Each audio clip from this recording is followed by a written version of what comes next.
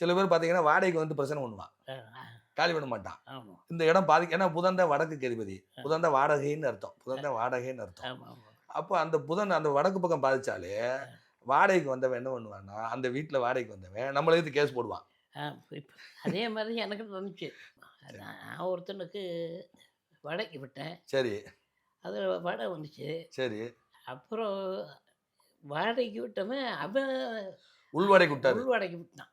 நல்லவங்கல்ல. இது இது வந்து எல்லா பேருக்கும் தெரியும். அது 3 இந்த கேஸு சின்ன பிள்ளை கூட சொல்லிரும் 3 நாள்ல.